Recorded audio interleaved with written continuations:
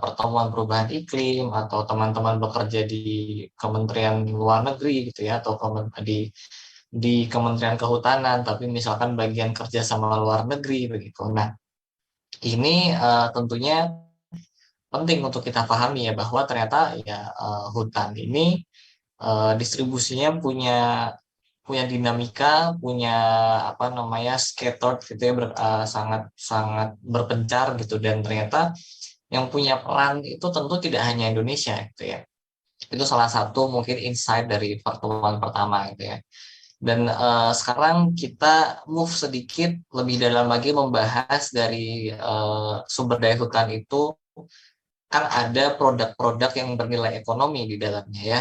Dan mungkin asumsi saya terhadap teman-teman mungkin kita memahami bahwa hutan itu tentu identik dengan kayu dan kayu produksi Indonesia ini cukup mendominasi gitu ya. Kita tahu nih, ini seperti contoh-contohnya adalah kayu-kayu tropis itu besar-besar gitu ya dan kayu meranti terutama yang di Kalimantan, di Sumatera itu memiliki nilai ekonomi yang sangat besar gitu ya.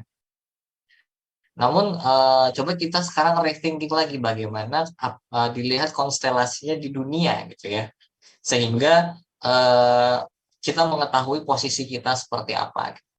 Ini mungkin sebagai pemanis saja, ini gambar ketika saya membantu enumerator. Jadi tentunya semua dari kita pasti pernah di titik-titik nol ya, mulai dari nol. Jadi saya ini saat ini hanya enumerator, menerjemahkan ini Prof. Zeitlin dan Profesor Christine Overdevest dari Arizona dan dari Amsterdam ya. Nah, beliau-beliau ini riset saat itu tentang SVLK ya, bagaimana mudahnya implikasi SVLK gitu. Apakah kemudian hutannya lestari, apakah kemudian hutannya ini memang tata kelolanya jadi baik dan seterusnya. Nah, ini kita ke site, kita melihat ternyata memang implementasi SVLK ini cukup beragam dan ini di sini kita dapat yang cukup baik bahwa kayu ini bisa dilacak hingga benar-benar ke asalnya. Dia ada barcode itu kan. Anyway, itu OT. Nah, kita bahas sekarang tentang produk kayu dulu ya. Nah, memang di sini fokusnya kayu. Kalau kemarin kita mungkin berbicara tentang karbon, gitu ya, tentang usaha-usaha mitigasi perubahan iklim oleh hutan, peran kehutanannya seperti apa. Nah, ini sekarang kita coba melihat bagaimana tentang kayunya. Nah, produk kayu ini kan mudahnya sangat banyak ya.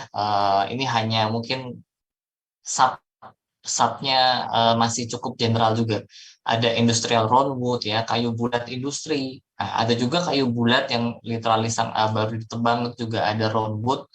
Kemudian ada soundwood, kayu gergajian, ada wood base panel. Ini pun ada banyak macamnya. Teman-teman PHH mungkin lebih paham lagi ya.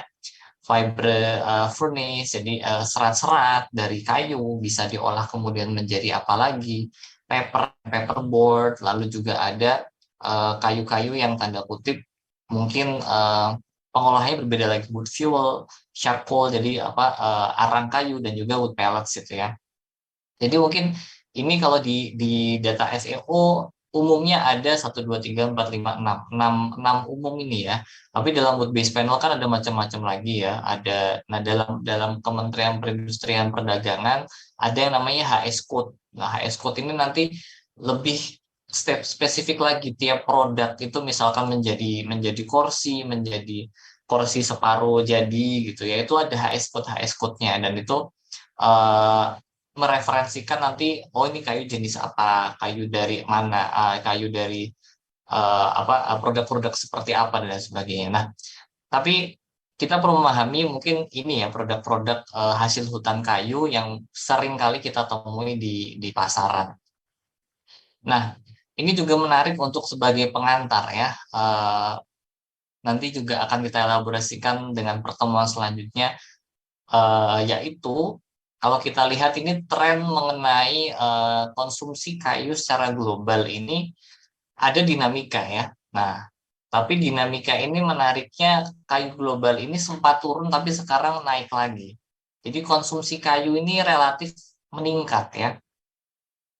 Jadi kalau misalkan kita lihat konteks Indonesia, mungkin kita bisa bilang kayu Indonesia sekarang sektor kehutanannya sedang lesu gitu.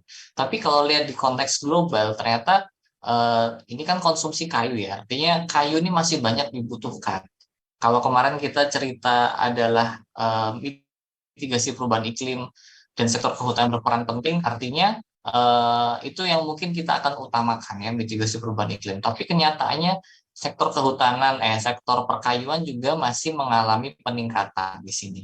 Nah, ini kan mungkin sampai 2015 ya, masih ada dinamika tentunya naik turun, namun relatif masih meningkat ya.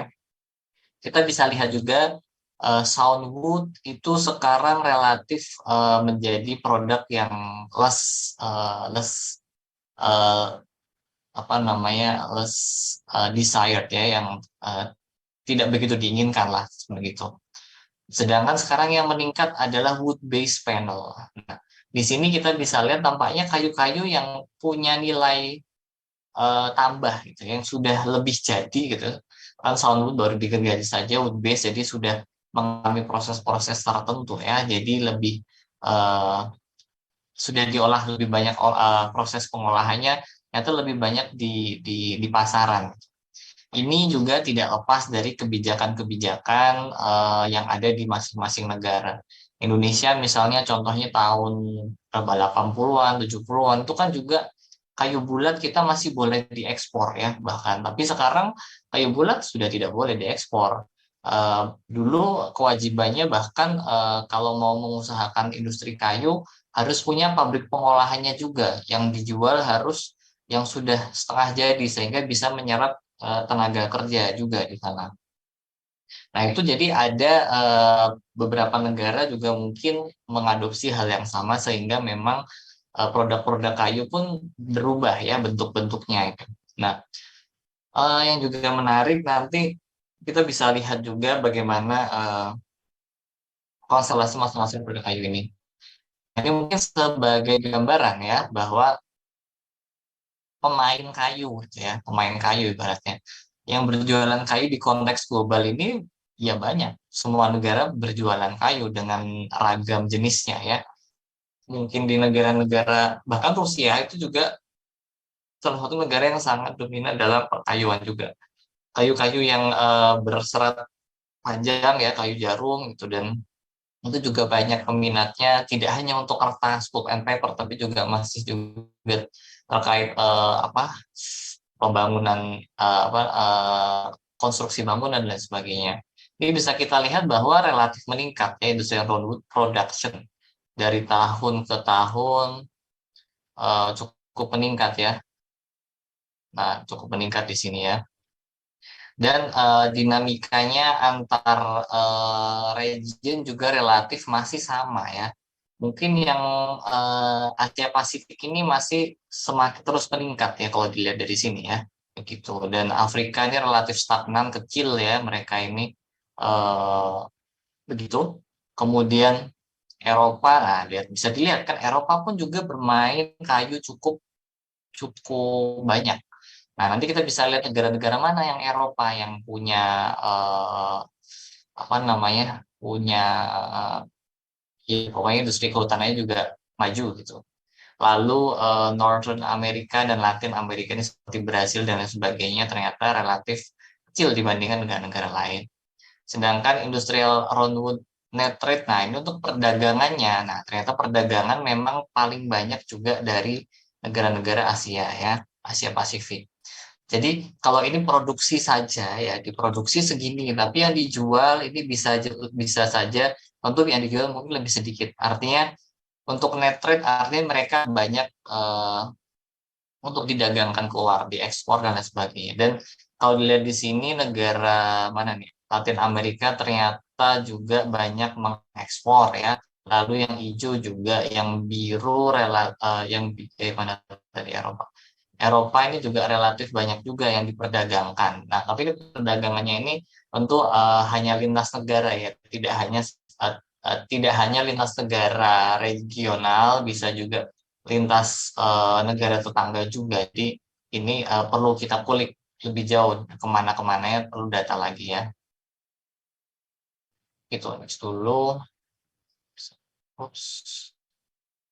Nah, ini mungkin sedikit terminologi penting untuk timber trade ya, ada tadi ya, wood consumption, export, import, production. Nah, consumption ini kan digunakan ini konteksnya bisa dari eh, kayu yang diimpor tambahin kayu yang diproduksi gitu. Jadi misalkan nanti karena kita akan menggunakan beberapa terminologi ini, jadi konsumsi ini tidak hanya konsumsi bukan dimakan saja ya, misalnya kayak digunakan jadi meja di rumah kalian, digunakan untuk industri lain juga gitu ya. Jadi benar-benar dipergunakan ya gitu. Sedangkan kalau produksi itu ya penebangan, harvesting, kemudian jadi produksi kayu ya. Nah, antara yang diproduksi dengan yang diimpor tentu kadang ada gap ya. Bisa saja semua yang diproduksi diimpor. Tapi ada juga semua yang diproduksi ini ada yang diimpor, ada yang dikonsumsi sendiri gitu kan. Kemudian konsumsinya mungkin juga bisa mengambil dari ekspor gitu ya. Jadi eh, secara net memang tidak bisa dilihat langsung dari sini karena ya banyak sebenarnya faktornya di sana. Tapi ini mungkin sebagai pengantar terminologi dulu aja ya. Ini sebagai gambaran bahwa produksi dan konsumsi kayu kalau lihat dari industrial roundwood-nya ya, ini ternyata produksi kayu bulat ya. Produksinya ternyata Indonesia termasuk salah satu yang terbesar memang. Ini tahun 2016 ya, mungkin sekarang sudah berubah.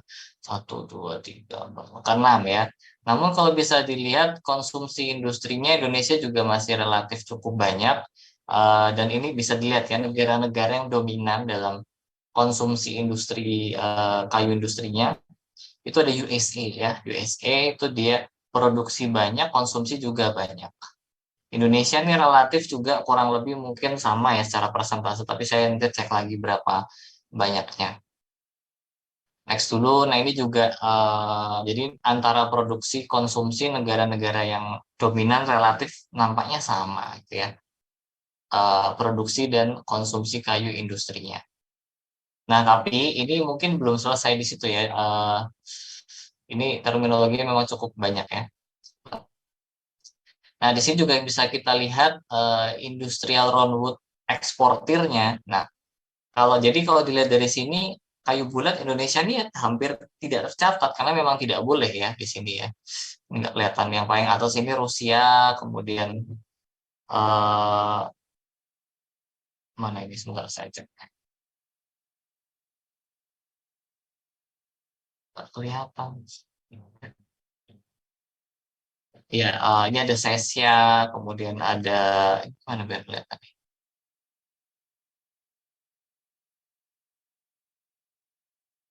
Oh, saya besarin dulu coba. Nah, jadi ada New Zealand, USA, Kanada, Sesia, Indonesia tuh. Ini Indonesia nih saya sebagai gambaran saja karena sama sekali hampir tidak ada ekspor clownwood-nya. Nah, di sini bisa kita bahas bahwa ya Indonesia memang dia tidak ekspor ekspor kayu.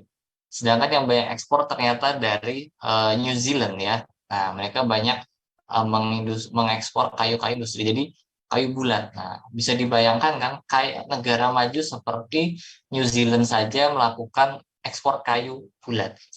Mengapa? Nah, mengapa salah satu ini sebagai deduksi saja ya. Salah satunya karena pengawasan di sana cukup besar ya, cukup baik. Illegal logging mungkin sangat minimal. Beda dengan Indonesia apabila kayunya bulat boleh diekspor ya bisa-bisa nanti ya untuk penjualan kayu bulat yang tak tercatat itu kan bisa sangat masif sehingga banyak illegal logging di sana. Bisa dilihat negara importirnya adalah Cina di sana ya. Indonesia ternyata juga ada import kayu bulat tapi hanya sedikit ya. Sedikit sekali ini bukan ini hanya sebagai gambaran Indonesia saya masukkan di sini ya. Nah, eh produksi konsumsi. Nah, ini juga apa namanya jenis-jenis kayunya ya. Kalau ini kan tadi industrial roundwood, ini adalah saya lupa sebentar. Kayu gergajiannya ya, kayu. Nah, jadi intinya di sini bisa kita lihat produk-produk kayu dari berbagai level itu diperjualbelikan ya secara global gitu dan Indonesia ini relatif produksi kayu bulatnya tinggi, namun yang diperjualbelikan itu adalah kayu-kayu yang biasanya sudah diolah, ya.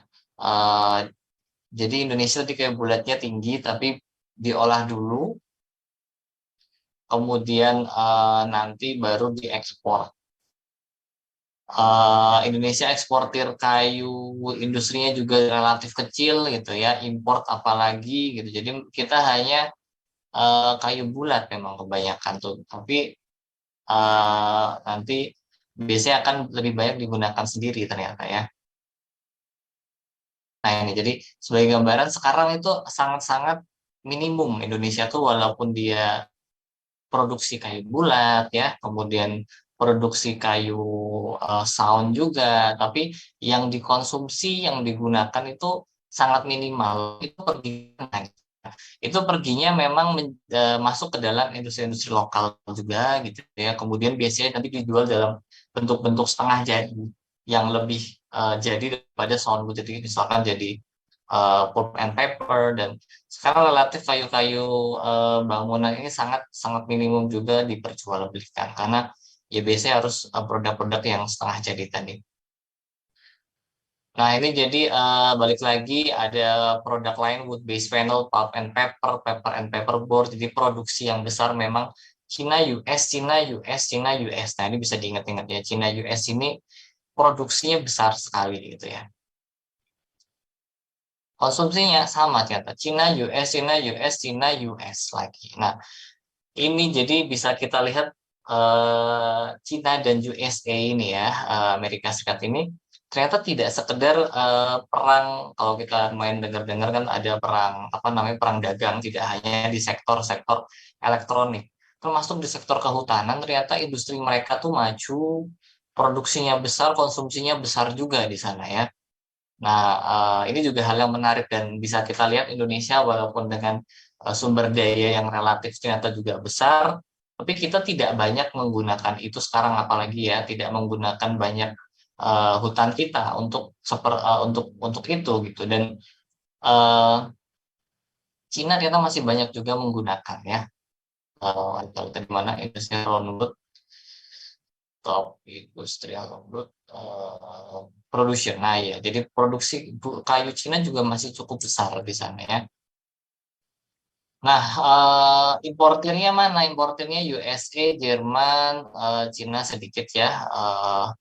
Kemudian, maksudnya di sini untuk wood base panel ya, pulp and paper Cina besar. Kemudian, ya ini top-top pemainnya kira-kira 10 besar lah ya, major-majornya. Nah, ini juga menarik untuk furnitur, ini juga produk lain ya, turunan dari kayu. Indonesia tidak masuk dalam peta sini ya, tahun 2012 lah ya. Dan ini masih relatif sama, belum dapat data terbaru lagi ya. Itu 10 tahun lalu ya, sedih juga ya. Nah, jadi pada dasarnya saya ingin menyampaikan bahwa Indonesia ini dalam sektor perkayuan gitu ya. Padahal hutan itu sekarang kita ya tahunnya ya kayu gitu ya. Itu relatif lesu begitu sebenarnya. Padahal trennya cukup naik gitu ya, untuk apa, konsumsi kayu. Ini tentunya bisa jadi peluang dan tantangan juga ya, bagaimana kita bisa misalkan mengusahakan kayu di samping lingkungan lain gitu sebenarnya. Ini juga mungkin Indonesia dalam konteks furnitur kita masih cukup signifikan apabila dilihat dari segi apa ini namanya, segi ke Eropanya. Ke Eropa kita tapi masih kalah dengan Vietnam dan juga eh, Cina di sini. Jauh ya, 64,3. Kemudian Cina, kemudian Vietnam, Indonesia, dan kemudian ya ke bawah-bawah. Nah, mungkin ini saya akan bahas sedikit ya. Satu tadi ternyata Indonesia ini bukan pemain besar dalam dunia perkayuan ya. Kita produksi kayunya besar, namun yaitu apa, diversifikasi produknya juga cukup tinggi gitu ya. Apalagi sekarang dengan adanya SPLK. SPLK ini kan juga salah satu menjadi tantangan juga, tantangan untuk para pelaku usaha karena ya makin rigid ya, makin perlu ada apa namanya pagar-pagar agar kayu ini lebih legal, sustainable seperti itu kan juga jadi tantangan baru juga. Nah, eh, kemudian bisa kita pahami bahwa negara-negara yang punya punya kawasan hutan yang besar ini juga ternyata menggunakan hutannya juga untuk memproduksi hasil hutan kayu gitu ya. Jadi mereka tidak sekedar misalnya untuk menggunakan itu untuk kepentingan ekologi, misalnya mitigasi perubahan iklim.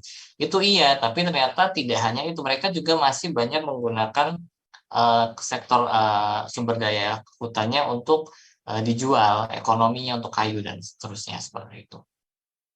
Nah, ini mungkin kemudian kita bahas sedikit demi sedikit ya, ada negara-negara penting tadi ya, yang mungkin bisa kita bahas dalam konteks Indonesia dengan konteksnya juga kita sambungkan dengan Indonesia ya. Nah, pertama tadi pemain-pemain besarnya adalah ada United States.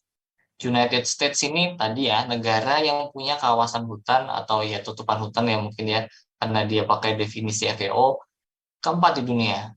Lalu punya 300 juta hektar, jadi intinya besar sekali. Nah, kehutanan juga sangat penting bagi Amerika Serikat. Jadi mereka ini negara yang sangat apa bahasanya? Negara yang ya ini sangat banyak mengkonsumsi ya. 20%, 28% dari produk kayu industri bumi. Jadi mereka ini punya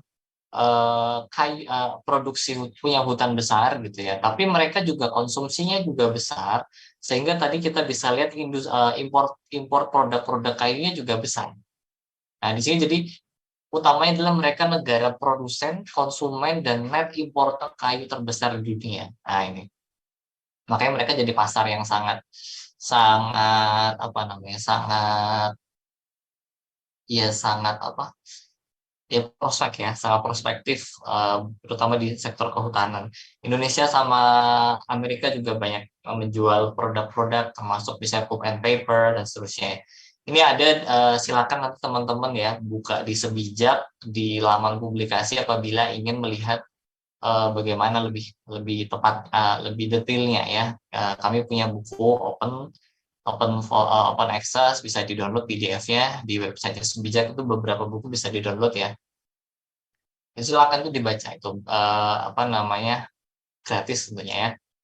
Nah itu jadi United States ini sebagai pemain besar dia punya hutan besar punya tapi juga punya kebutuhan yang juga sangat besar. Nah jadi tadi ya consumption ini macam-macam. Consumption bisa untuk kemudian di industri jadi masuk ke dalam industri lalu kemudian diolah menjadi produk lain bisa gitu ya bisa kemudian langsung menjadi barang jadi juga gitu. Jadi consumption-nya ini besar secara overall. Kedua Cina, nah Cina juga hutannya luas sekali juga, hutannya kayunya boreal gitu, tapi ternyata tutupan areal hutannya meningkat ya dari tahun ke tahun. Mereka juga selain hutannya meningkat, nah ini yang menarik ya, ini juga kita masih Cina itu sebenarnya hal menarik untuk bisa kita pelajari ya. Mereka jadi pemain besar ya, pemain besar yang relatif baru di kancah ya perduniawian ya di dunia gitu. Tidak hanya sekedar Huawei-nya atau Xiaomi-nya gitu ya. Eh, Apple, Apple iPhone kalau yang pakai iPhone kan tulisannya apa namanya engineered in USA gitu ya, design in USA tapi made in China. Jadi mereka tuh memang benar-benar kayak semua industri mereka semua ada, kalau nggak ada gitu ya. Dan mereka juga relatif sangat menurut saya sangat keren ya. Jadi misalkan dari HP tadi contohnya, mereka mengimpor banyak produk-produk, banyak bahan mentah kemudian jadi HP di sana. Nah, itu kan juga ada nilai tambah ya sebagai pemilik industrinya.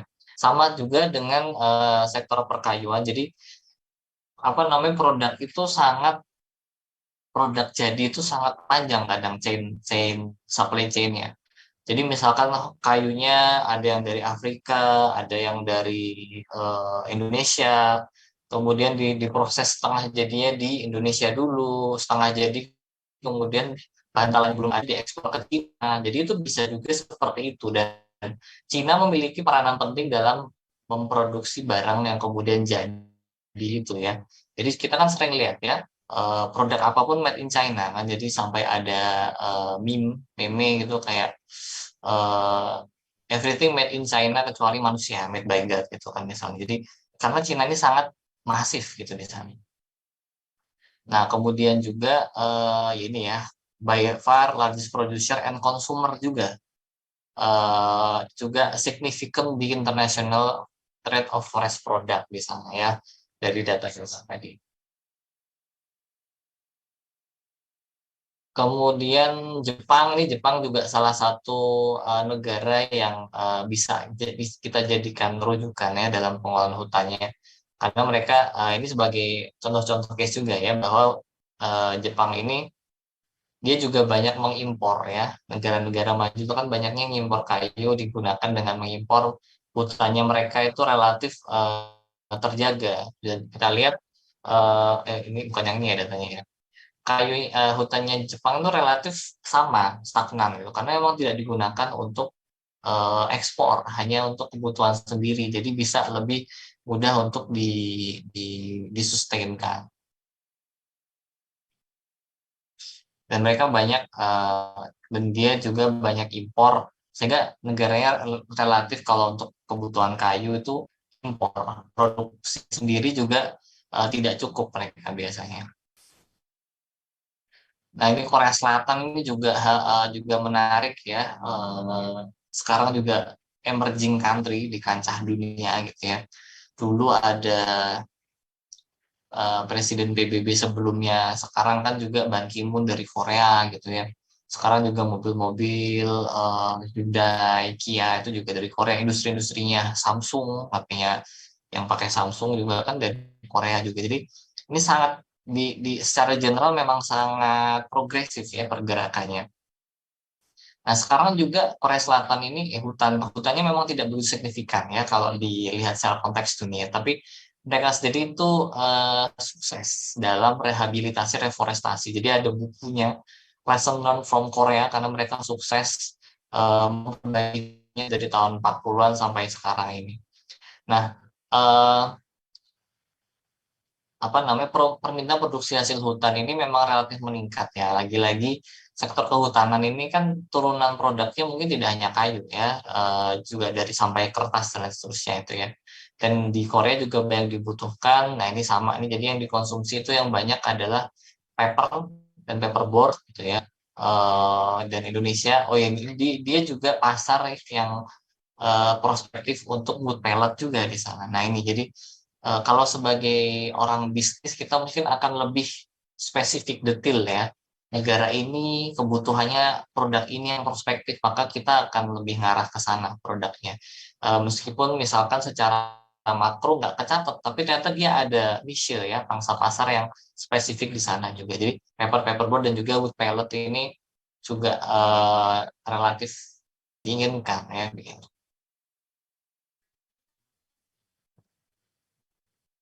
Nah, ini juga menarik untuk melihat konteks Vietnam ya. Vietnam ini salah satu negara yang menjadi kompetitornya Indonesia.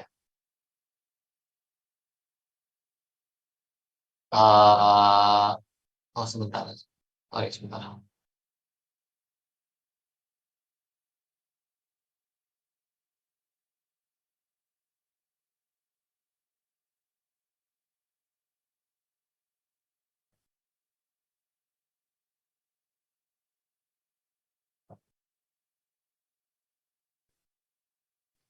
Nah, oke, oke. Jadi balik lagi Vietnam, sorry. Nah, di Vietnam ini dia kompetitor Indonesia, dan ini kenapa di sini saya juga bahas ya. Mungkin tadi di awal saya membahas tentang dinamika produk kayu siapa yang kemudian pemain besarnya, dan kita bisa menyimpulkan salah satu simpulannya Indonesia ini hutannya besar tapi sekarang relatif tidak banyak menggunakan perkayuannya menjadi yang kita majukan gitu ya. Dan kemudian sekarang sesi duanya ibaratnya kita bahas per negara-negara yang relatif punya impact dan punya relevansi dengan Indonesia gitu ya. Dan itu tadi konteksnya sebenarnya adalah terkait eh, potensi perdagangan dengan Indonesia gitu. Di bukunya yang tadi saya sampaikan nanti bisa dilihat di websitenya Sebijak ya. Itu tentang potensi rekognisi kayu legal SPLK Indonesia gitu dan bisa diaplikasikan dengan negara-negara tadi, negara itu masuk ini. Nah, Vietnam ini kenapa kemudian menarik untuk kita bahas adalah karena dia kompetitor Indonesia kan. Nah, secara sektor industri perkayuan dia relatif sangat progresif juga. Bahkan sekarang lebih maju daripada Indonesia. Hutannya hanya 14 juta hektar ya. Catatannya 14 juta hektar saja eh, dibanding Indonesia yang sampai 120 juta gitu ya dan punya hutan produksi kita 60 juta gitu ya. Produk kayu Vietnam ini diminati pangsa pasar internasional karena desain dan harganya kompetitif. Nah, ini yang mungkin kurang dengan di Indonesia. Indonesia ini mungkin forest manajemennya bagus gitu ya, proses pengelolaan hutannya bagus, tapi mungkin kurang di R&D bagian marketingnya, kemudian inovasi produknya dan lain sebagainya. Nah, di Vietnam ternyata kelebihannya ada desain, harganya ternyata lebih kompetitif, kemudian tenaga kerjanya tuh relatif juga lebih murah gitu ya. Dan ini juga hampir sama di sektor lain juga. Vietnam ini kayak Indonesia kan ada apa namanya investasi-investasi asing masuk tuh sekarang benar-benar di, disambut dengan baik di Vietnam dan Indonesia juga relatif sama ya dengan UCK itu kan eh, kita juga seperti itu ya. Kemudian ya ini R&D-nya sangat maju ya. Nah ini yang juga saya masih penasaran juga bagaimana sih ini R&D-nya mereka itu bisa link ya dengan industri. Apakah masing-masing perusahaan punya R&D tersendiri atau kerjasama dengan lembaga think tank dengan universitas itu juga baik gitu ya. Nah ini juga eh, info ini yang saya terima ya. Tapi kayak di lapangan seperti apa ini mungkin perlu riset langsung ke sana juga. Nah, jadi menarik ya bahwa Indonesia ini juga bisa berkaca dengan negara-negara Vietnam ini. Kita juga bisa mengambil pelajaran dari tadi fakta-fakta negara per negara punya kondisi karakteristik seperti ini dan kita bisa make use informasi itu untuk misalkan secara makro membangun kebijakan perkayuan yang mungkin lebih relevan gitu ya. Eh, bahwa kemudian kita bisa membawa narasi bahwa negara-negara lain yang punya hutan banyak pun juga menggunakan kayunya untuk perdagangan dan Indonesia ini relatif masih mungkin belum memaksimalkan ya. Jadi saya juga tertarik ya dengan 60 juta hektar yang dialokasikan sebagai hutan produksi ini.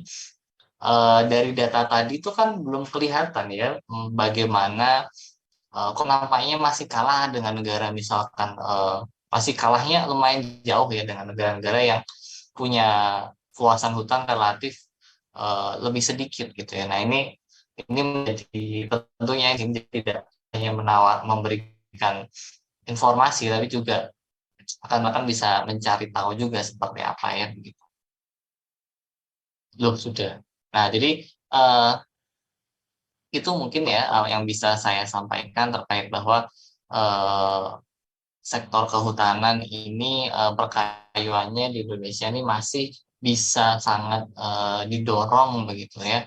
Dan juga Indonesia ini lagi-lagi kita perlu memahami eh, posisinya masih belum belum se-advance yang negara-negara lain. Nah, ini mungkin kita baru pertemuan ketiga, jadi kita baru memberikan data-data mentah ya informasi-informasi mentah. Nanti pertemuan selanjutnya kita akan lebih memberikan kerangka-kerangka apa ya berpikir kritisnya gitu ya. Jadi terkait misalkan ada klaim penguasaan sumber daya hutan dan lain sebagainya itu juga ada bisa akan kita bahas di pertemuan selanjutnya. Tapi ini sebagai pengantar kita memberikan ya mungkin fakta-fakta lah bahwa hutan, kayu itu juga masih laku, masih banyak yang beli, secara produksi juga masih banyak yang membutuhkan gitu ya, dan seterusnya dan seterusnya. Mungkin itu ya dari saya, silakan apabila ada yang ingin didiskusikan. Kemudian juga ini ada absensi, silakan diisi ya. Cek, izin bertanya, Mas. Ya, ya. Oke, tadi kan dijelaskan, iya Mas ya. Itu kan Indonesia termasuk kayak ekspornya rendah. Nah, terus itu apakah negara yang banyak ekspor hutannya mengalami kayak penurunan dalam segi kualitas ataupun kuantitas, atau malah di negara luar tuh pengelolaannya sudah memadai gitu Mas? Nggak terjadi masalah apa-apa meskipun ekspor banyak gitu. Terima kasih Mas. Soalnya kan di Indonesia itu kan juga stigmanya kalau hutannya dijadikan produksi, kayak itu jadi hutannya kurang gitu loh Mas. Gitu kan. Iya gitu Mas. Mungkin tak jadi Mas. Nah, ini bagus sekali pertanyaannya, artinya ini ya dengerin terang. Nah, ini jadi menarik ya bahwa ini akan kita elaborasikan lebih lanjut di pertemuan ke depan. Jadi Indonesia sendiri kan, kalau misalnya kita belajar tentang manajemen hutan, tentang pemanenan dan seterusnya, itu kan kita punya keilmuan technical forestry ya, dan juga mungkin menggunakan GIS sekarang. Nah, eh ini saya jawaban yang lebih jawabannya sebenarnya ini lebih ke apa namanya, logisnya aja ya.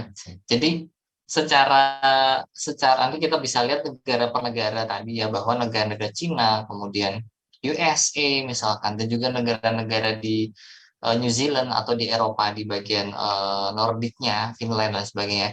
Mereka itu punya kapasitas ya, teknologi yang relatif juga lebih maju, sehingga misalkan secara volume, misalnya volume mungkin tidak sebesar Indonesia yang diperdagangkan, tapi secara ekonomi nilainya bisa lebih besar gitu. Jadi artinya mereka punya apa namanya, ya added value yang lebih baik ketimbang Indonesia itu. Jadi sama dengan misalkan Vietnam, jualnya murah, tapi karena tenaga kerja juga lebih murah. Kayu yang dijual itu misalnya harganya mendapatkan untung yang juga lebih banyak ketimbang Indonesia. Jadi ada banyak faktor memang ya. Jadi salah satunya adalah karena tadi teknologi itu juga sangat sangat berpengaruh dengan bagaimana produksi-produksi kayu tadi. Jadi Indonesia ini relatif, karena misalkan teknologinya relatif masih berkembang gitu ya. Jadi juga eh, apa namanya, resiko-resiko degradasinya, misalkan reduce impact loggingnya juga masih tidak semaju negara-negara lain. Jadi contohnya saja ya, Indonesia ini kan misalnya di negara-negara lain tuh ada FSC. FSC kan sertifikasi yang voluntary begitu ya. Nah, di Indonesia ini kan yang tersertifikasi FSC tidak semua, misalnya seperti itu. Jadi eh, secara kualitas pengelolaan juga bisa berbeda di situ. Nah, negara-negara lain dengan misal ada FSC, ada standar-standar lain, ada teknologi yang mumpuni, ya, lebih efektif, efisien dalam pengelolaan, sehingga ternyata walaupun juga menggunakan hutannya, ya tidak, degradasinya misalnya masih bisa terkontrol seperti itu. Jadi bisa itu salah satunya ya. Dan juga ya sebenarnya juga kita bisa melihat juga misal di negara-negara tadi kayak USA dan lain sebagainya, mereka tentunya juga mengalami degradasi hutan. Nah, ini juga menjadi hal yang menarik kita bahas ya. Tadi satu mungkin dari sisi teknologi ya, itu bisa membuat deforestasinya lebih tanda kutip terkendali gitu ya. Kedua, bisa saja sebenarnya mereka juga ada deforestasi yang relatif juga apa namanya, besar juga gitu ya, nggak besar atau ada di situ, tapi tidak terbahas karena nampaknya ya, ya negara-negara kayak Indonesia aja nih yang perlu kita pantau ini ya, karena mereka ternyata kok ada kebakaran. Nah, misalnya negara lain nggak ada kebakaran, tapi ya lebih banyak kemudian di up ya konsennya ke Indonesia, karena ya tadi, karena Indonesia tuh kayaknya lebih lebih mudah untuk di tanda kutip dipaksa untuk misalnya moratorium, untuk lebih berperan dalam perubahan iklim ketimbang misal tadi negara-negara kayak USA. Nah, jadi ini juga ya bagaimanapun kadang ada konteks-konteks aspek-aspek politik gitu ya, kepentingan di sana juga ada terkadang seperti itu. Itu jadi ya ini saya mengajarkan tanda kutip suuzon ya nggak nih, mengajarkan kritis ya terhadap juga hal-hal itu tadi. Begitu mungkin Mas Aldo ya. Baik Mas, tadi itu kan dari pendekatan teknologi berarti ya Mas ya. Ya, Nah, salah berarti satunya kayak itu juga. ada pendekatan kayak sosial atau masyarakatnya gitu Mas. Nah, itu juga menariknya. Contohnya mungkin jadi di negara-negara lain itu misalkan apalagi negara maju itu kan relatif masyarakatnya seragam ya. Beda dengan Indonesia, etnisnya ada berapa, kita ada hutan adat gitu ya. Sehingga tanda kutip kadang kita lebih prone dengan namanya konflik dengan masyarakat, konflik dengan pengusaha gitu ya. Sehingga terkadang ya deforestasi degradasi itu tidak sekedar karena kita menebang-menebang kayu, tapi karena apa namanya apa pembukaan yang secara serampangan tadi apa namanya karena tidak melalui izin, karena ada konflik dengan masyarakat, ada illegal logging itu juga gitu. Nah, di negara-negara lain itu juga relatif karena seragam ya masyarakatnya, kadang apalagi negara maju seperti USA gitu kan relatif cukup madani mereka ya, cukup apa ya, kapasitasnya juga lebih lah ketimbang di Indonesia yang mungkin kompleksitasnya lebih lebih banyak ya. Jadi misalkan masyarakat di Papua ternyata pengen menggunakan hutannya tidak untuk masif ya, tapi ternyata ada investor datang sehingga berbeda lagi pengelolaannya. Ini juga menjadi menjadi apa namanya, menjadi poin-poin penting. Tapi menurut saya juga yang menarik adalah kita perlu memikirkan bagaimana nilai tambah dari perkayuan ini ya. Ya sekarang memang sudah lumayan ya, kita sudah bisa nemuin produk-produk jam dari kayu gitu ya misalnya ya. Kemudian mungkin tidak sekedar kayu, tapi juga misal sekarang ada essential oil ya, hasil hutan yang non kayu ini juga ternyata laku sekali. Teman-teman kalau tahu tentang yang living lah atau apa, kan ada banyak sekarang kayu-kayuan minyak atsiri Indonesia apa yang di Tawangmangu juga ada itu ya. Itu ternyata punya nilai ekonomi cukup apa nah cukup potensial prospektif. Nah, ini bisa saja sebenarnya untuk memajukan sektor kehutanan selain dari perkayuan tadi ya kita dukung dengan insentif-insentif, inovasi produknya bagus, desainnya bagus, sehingga harganya naik atau biaya produksinya menurun, sehingga juga ada kontribusinya lebih penting di situ dan juga memastikan pengelolaan hutannya juga harus baik gitu ya. Di satu sisi juga ada juga menambahkan apa tadi namanya, menambahkan nilai tambah ke hasil hutan non kayu tadi dan juga tadi kalau misalkan secara masyarakat secara sosial kita juga perlu ensuring untuk bisa mendukung, apalagi sekarang ada perhutanan sosial mereka bisa mengusahakan kawasan hutan gitu ya. Nah, ini tentu juga perlu didukung, produk-produknya tidak sekedar misalnya madu gitu ya dan kopi gitu, kopi juga kadang nggak enak gitu kalau teman-teman pernah nyobain kopi hasil PS itu kadang-kadang ya belum pernah dibina bagaimana produk-produk dari hutan itu bisa bernilai tinggi gitu ya. Nah, jadi banyaklah yang bisa kita kerjakan gitu ya. Dan ya intinya saya hanya menyampaikan di sini konteks secara global Indonesia ini masih banyak yang perlu bisa kita kerjakan untuk memajukan ya sektor-sektor kehutanan terutama dari kayunya juga. Begitu Mas Aldo, terima kasih pertanyaannya bagus sekali. Baik Mas, terima kasih Mas.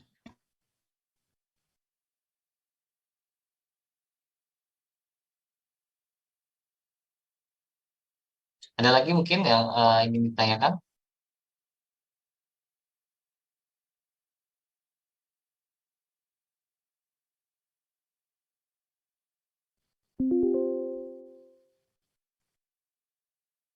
Kira-kira yang ketik ya.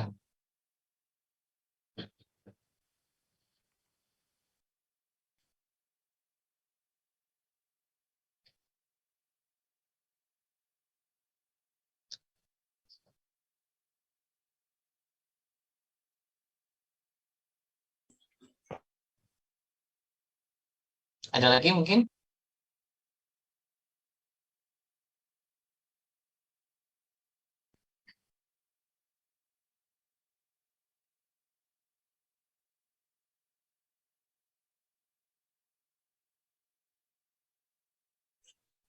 Izin bertanya, Mas. Oh ya, silakan Mas Aan ya. On. Ya, apostrop. Tadi kan sempat disinggung soal sertifikasi dari FSC di Indonesia sendiri itu belum tidak semua melakukan sertifikasi. Nah, mungkin untuk alasannya di Indonesia tidak melakukan itu apa ya, Mas? Oh sorry, tidak melakukan sertifikasi ya. Ya, jadi kenapa alasannya? Karena sebenarnya tetap saja sertifikasi ini, bentar saya punya data.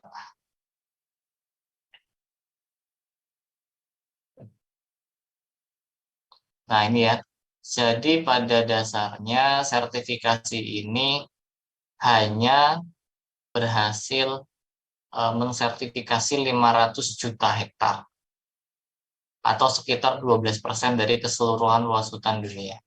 Ya karena satu, dia karena voluntary ya, artinya masih sangat banyak yang perlu disertifikasi ya kalau dia sertifikasi kan voluntary atau sukarela. Kemudian kedua, ada kriteria indikator tertentu ya. Nah, ini kan tidak semua itu bisa. Apalagi konteks Indonesia, misal apalagi untuk UMKM atau pemegang izin yang berbasis masyarakat, sangat susah tentunya di situ. Jadi sangat susah, tidak semua bisa. eh, Nah, sekarang yang sedang didorong ya, tadi buku yang tadi saya katakan itu, kita mendorong bagaimana potensi rekognisi SPLK ke negara-negara tadi, Jepang, US, China, Korea, gitu ya. Karena SPLK ini relatif dia mandatori ya, peraturan pemerintah sehingga semua pemegang izin usaha sektor kehutanan ini harus ikut situ. Nah, dengan itu kan artinya kalau kalau diakui, nah, maka mungkin pangsa pasarnya juga bisa meningkat, harga-harganya juga bisa meningkat. Itu harapan idealnya seperti itu. Nah, jadi memang ya itulah kalau saya jawab tadi intinya FSC, PFC itu relatif ada standar-standar tertentu yang diminta dan tidak semua memang bisa memenuhi gitu ya. Dan tidak semua kadang juga tidak begitu relevan dengan negara-negara atau dengan negara yang ditargetkan gitu. Indonesia jadi cuma hanya berapa yang ada FSC itu biasanya memang benar-benar excellent biasanya seperti itu.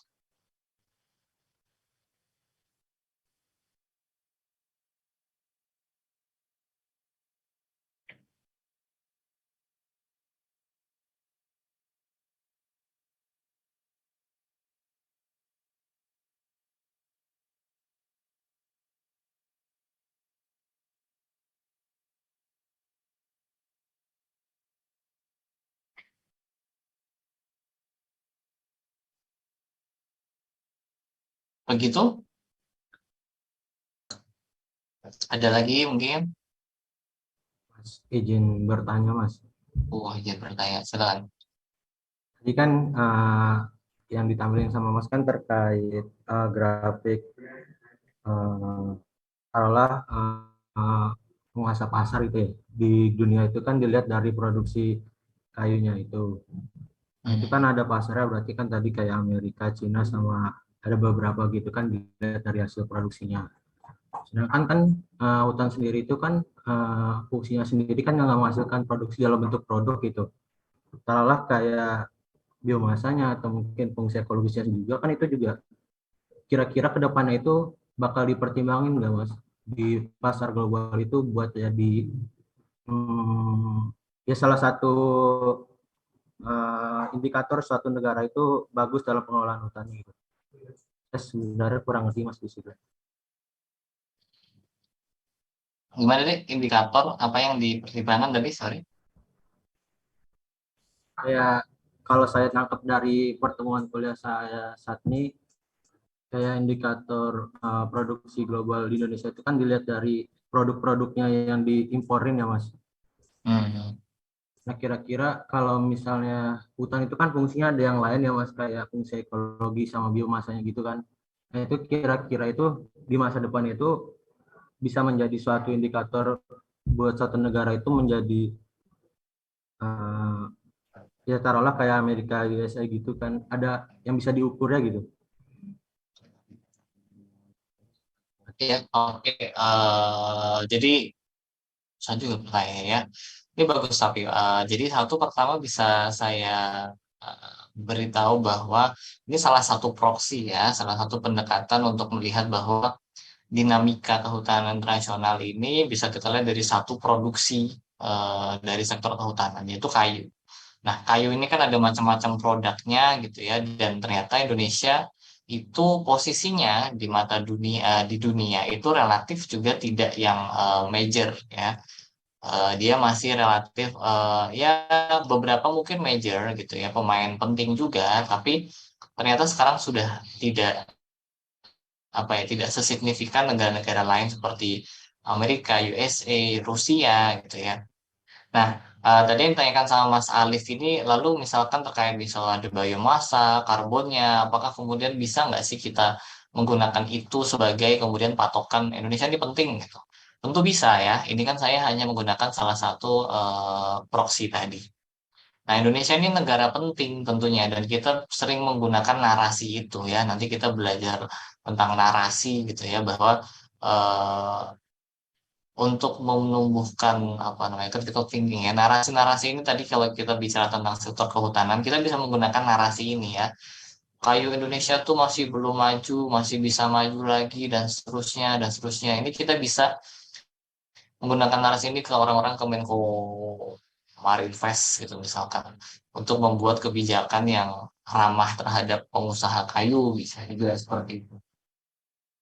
Nah, tapi kalau misalkan kita mau ke bisa juga ke Menko Marinvest, bisa juga ke Kementerian Kehutanan, ya kita bisa menggunakan narasi loh hutan ini penting loh untuk biomasnya, climate change-nya gitu ya, jasa-jasa lingkungannya.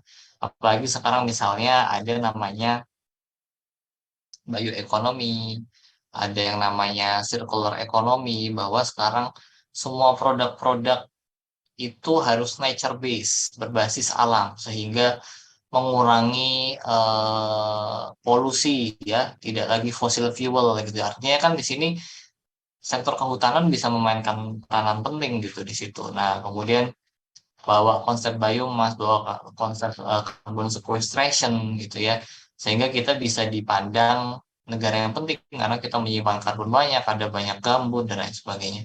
Ini bisa juga seperti itu digunakan gitu ya.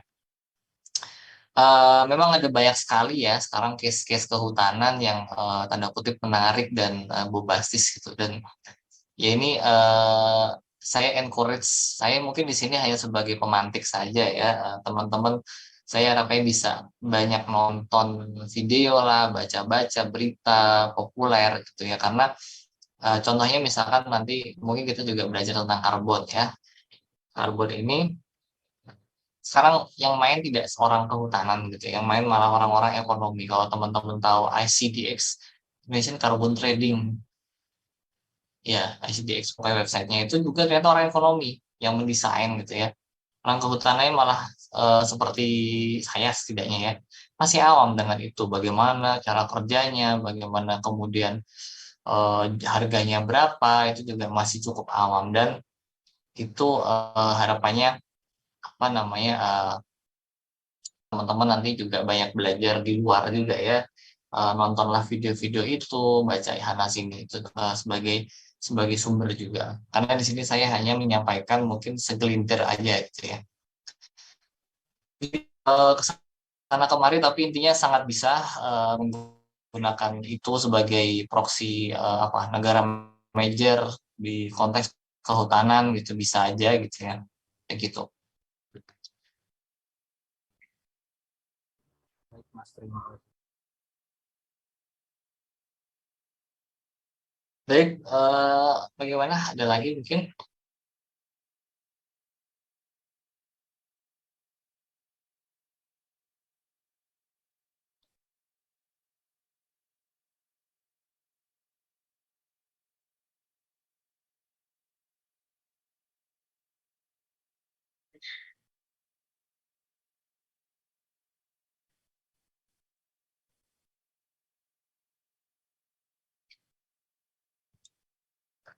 Baik, baik, cukup banyak yang sudah diskusikan ya.